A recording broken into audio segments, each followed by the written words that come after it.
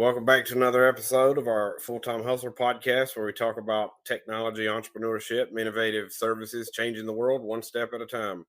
Today, we're thrilled to have the founder of Easy Pipeline, Joe Thomas, a promising LinkedIn automation service that's been making waves in the world of networking and sales. Welcome to our podcast, Joe.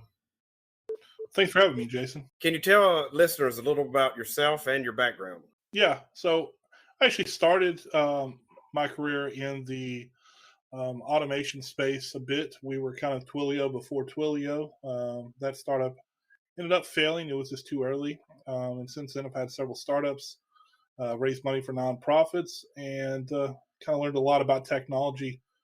And so it kind of led me to create the next software. Let's talk about that. Let's talk about your journey towards establishing Easy Pipeline. What was your inspiration for starting this service? To be honest, I was using a lot of different automation services to get meetings with individuals, especially C-suite of bigger companies. It worked really well. Problem was that a lot of the software in the space was, number one, really expensive, especially if you had really long times to close the deal. And then the other problem became LinkedIn jail. Basically, kept getting in trouble with LinkedIn, and I saw a lot of people getting their accounts blocked, and basically just created my own software for it, and then started seeing that there was actually demand for it. So that way we could actually bring it out to market and help other people, not just ourselves. Absolutely. I love that. How many of our listeners, or many of our listeners, may not know exactly what LinkedIn automation is? Could you explain it in simple terms? Yeah, basically it automates your connection request and follow-ups. It's kind of like an email campaign, but for LinkedIn. But just has a really higher response rate than like an email campaign that's going out to a lot of people. It's more social, more responsive, and generally produces more meetings. As you know, LinkedIn has policies against certain automation practices. How does Easy Pipeline ensure compliance with LinkedIn's policies? Well, number one, we created a lot of the bumpers to follow the guidelines. We basically make our users follow the guidelines of LinkedIn so that you can't get yourself in trouble. We also made it act like a human as well, meaning that everything is randomized. Um, there's even breaks within the system. So it looks just like a human when it's actually doing it. So it's hard to tell the difference between our system and a human actually doing it. And we follow all of the task limits that exist as well as the connection limits. And we make sure that our users have to be compliant with those things so that you keep your account going. Absolutely, because you don't. I know that some in LinkedIn automation softwares you can get your account banned. So, how does Easy Pipeline stand out from other LinkedIn automation tools? Well, number one, we're really caught up uh, on our customer base. So, meaning that we're really looking at making sure that your account stays safe. We're not trying to roll out the next feature, and the next feature, and the next feature.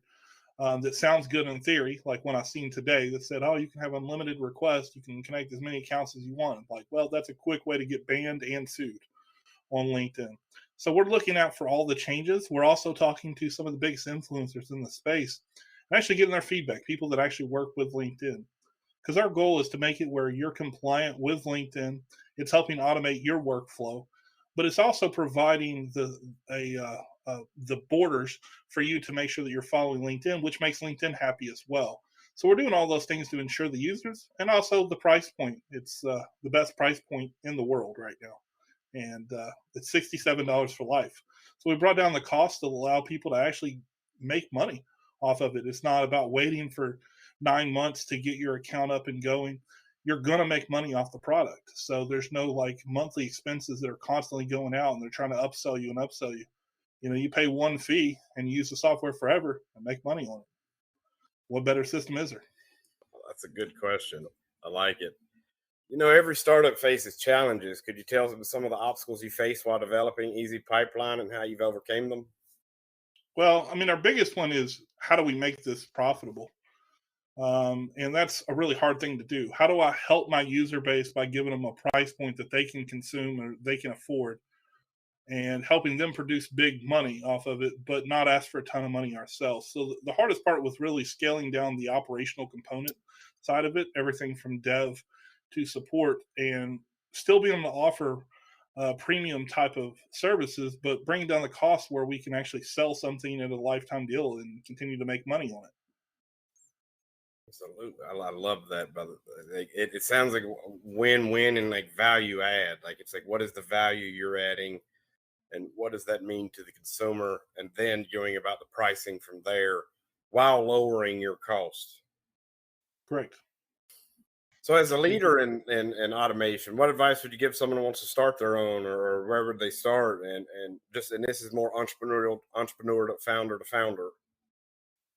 Well, the biggest thing is validate your value proposition. Number one, before you even go into building the product line. I've went through a lot of different product lines and didn't validate the customer base before. Didn't do that discovery.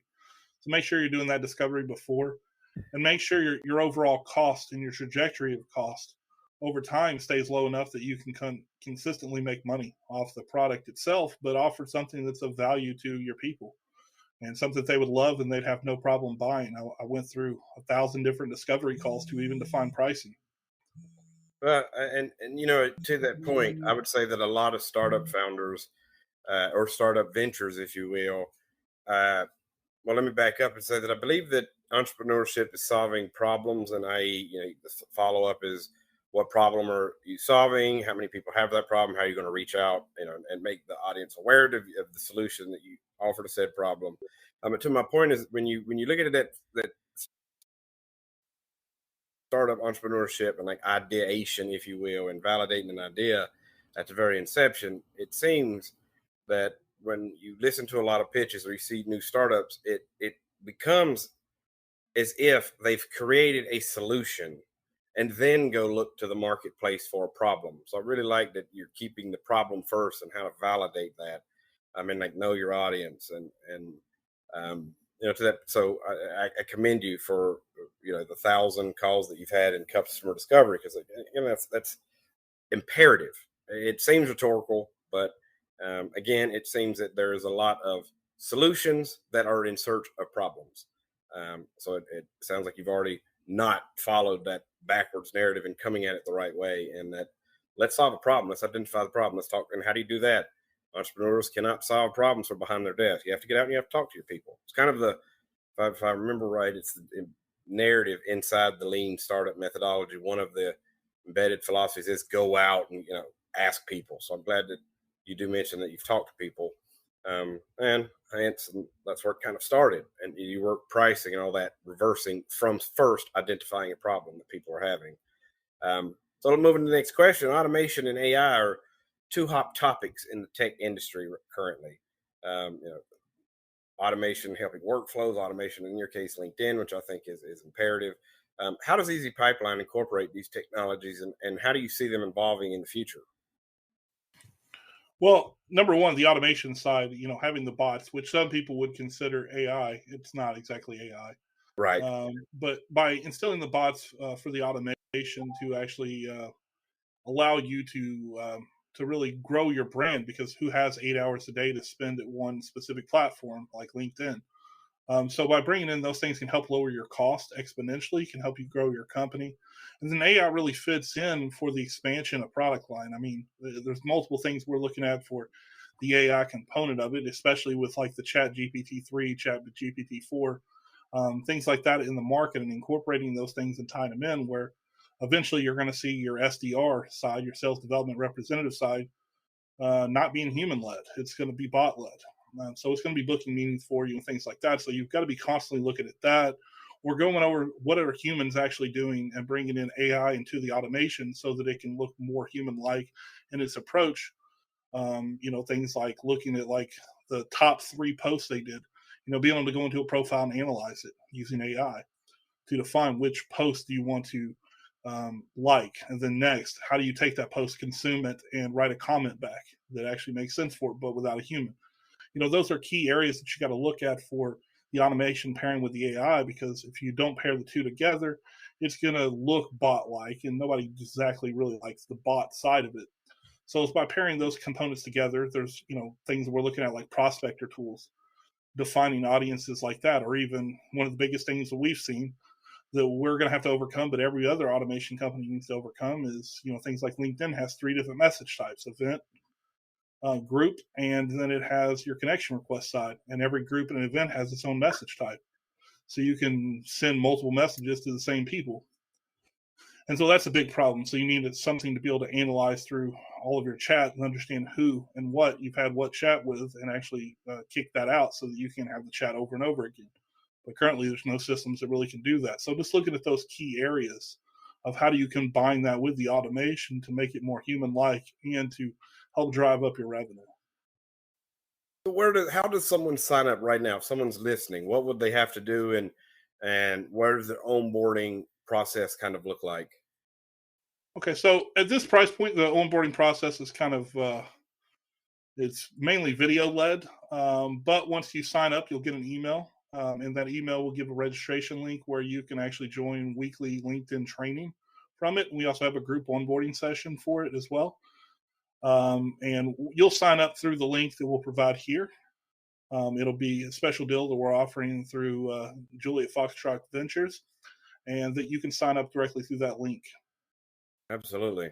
So I could there's two options here, so to speak. If I wanted to just sign up, is it easy for me to just say it's 3 a.m. and I just want to hit the ground running and test the software?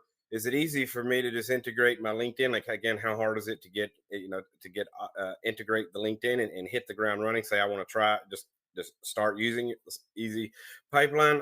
And secondly, let's say I do that and I run into errors, the customer support, as you're saying, the training, and where do I access those? And are those easier? Are those stored at YouTube or website, et cetera, et cetera? So again, two questions. It's, if I just want to get going, how hard is it? Secondly, when I run into problems, how do I implement this training that you offer?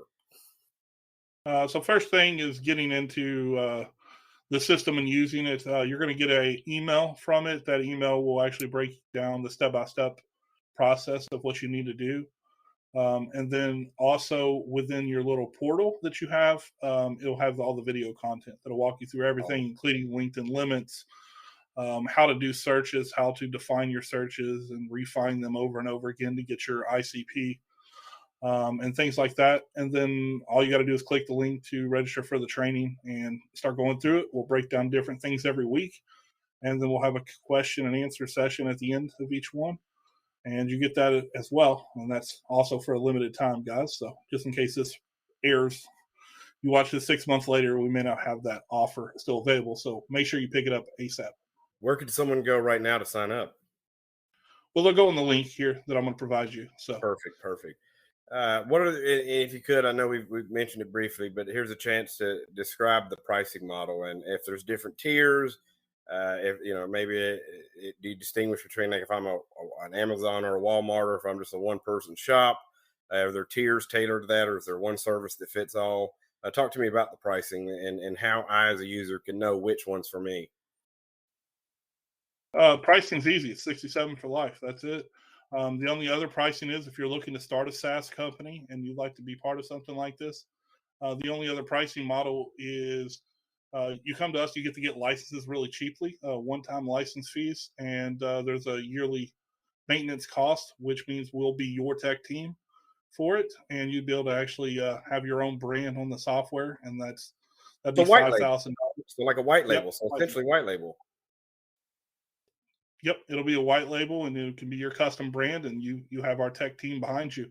So all you got to do is sell the product, and you can scale it as far as you want, and you'll pay $33.50 for a license forever. So as long as you keep that customer, you're just continuously making money. So you can So make a it's bunch of money on it and not have to have a tech team. So 67 for me, and if I wanted to white label and really help and use this internally, we have an option there. So those are two pricing, correct? Yep. What can we expect to see from Easy Pipeline in the future? Any exciting updates and features we should be looking out for? Well, mainly it's going to be we're going to go after every social media platform. So we're going to offer everything for every social media platform. But that's just our first scale. We're basically going to reinvent everything in sales tech, martech, and make it more affordable, more consumable for the average person, and bring down the price points overall to help you scale up your business. I love it. Now, before we wrap up, let's go for a little quick fire where we'll ask you to answer just few words. It's a little bit about, Joe Thomas and you. What is one book that has significantly influenced your life or career? Well, to be honest, for me, it's going to be the Bible. It gives me a foundation for how I should live my life, how I should treat others. I mean, that type of thing is kind of what led me to this journey here, being able to help others that were dealing with the same struggles I dealt with and do it at an affordable rate, where we're not trying to just scalp someone to make the next dollar. So the Bible's probably been one of the best. I mean, I like Traction and several other books in the market, but to be honest, the guiding factor would be the Bible. But I love that in the sense that the ethics that are implied and morality and these things that are broad concepts we get from concepts like or books like the Bible. I will say that now I'm not necessarily saying that Einstein was or was not religious. There's a lot of argument there. Was not, was, is. But I will say that he did, to your point here, that say that the Bible was a book to be read over and over again. So I'll just leave that at that. I think that the profoundness of that answer answers itself. Or um, what is? Can you share a favorite quote or a personal mantra that you live by? Well, quote out of I mean, if we're going to go probably out of the Bible, so I mean, do not conform to the world, but be ye transformed by the renewing of your mind. And that's revolutionary. No matter if you're a Christian, atheist, I don't care what you are. That it just has so much to it. Is don't conform to what everyone else is doing. I mean, it's even a good business statement. Don't conform to what everybody else is doing. Look a way to break through, and to do that, you're constantly reshaping your vision. It's like a business plan. If you ever make a business plan and think that business plan is going to last you for your career, good luck. It's not. You're going to be ever changing it, ever pivoting, and that's the part of that renewing of your mind to be transformative. And that happens in business and in life. You've got to continuously be learning and changing to hit your trajectory of what you're looking to become. I like that Gary V puts it in a way that he talks about when people reference competitors or um, somebody in his lane. He always has an interesting answer. He has many insights for following Gary Vee. But however, one that I really like is that he pays no attention to competitors. He doesn't. He's not like that's. And there's so much focus put on competitive differentiation and embedded that we do focus on what the Joneses are doing, so to speak, to use an expression. But I love that Gary Vee generally comes across as he's almost or seemingly indifferent to competitors. He does his thing, to your point of not conforming. He's not even looking, and I think that is you're kind of paralleling a message that he's saying that we shouldn't necessarily get so wrapped up in competition that becomes the focus point. Yes, focus on competition for your business and metrics, but don't let that be the granular. Don't become so pigeonholed and siloed in competition. But that's your whole lens. I commend that, and I think you and Gary Vee are preaching from the same chord, if you will. What's the most essential piece of software for running Easy Pipeline apart from your own tool? Of course, is it by itself, or does it incorporate others? Uh, Technology stack, if you will. Tech stack. I mean, it's operating. It's just through itself. There's no Okay. other tech stack. And basically, we created it where anyone of any technical knowledge can utilize the system. It's very simple, and we're trying to build very simplistic systems. So there's not this 6-month learning curve like it takes on some CRMs and things to utilize. Right. Is you can pick it up today and be using it today, and that's why we try to keep it all together, and why we're building other product lines too, to make it just super simple, super affordable, and easy to use, so that you can start producing today. Love that. If you could go back in time and give your younger self, one piece of advice, what would that be? Um, Probably don't be an idiot.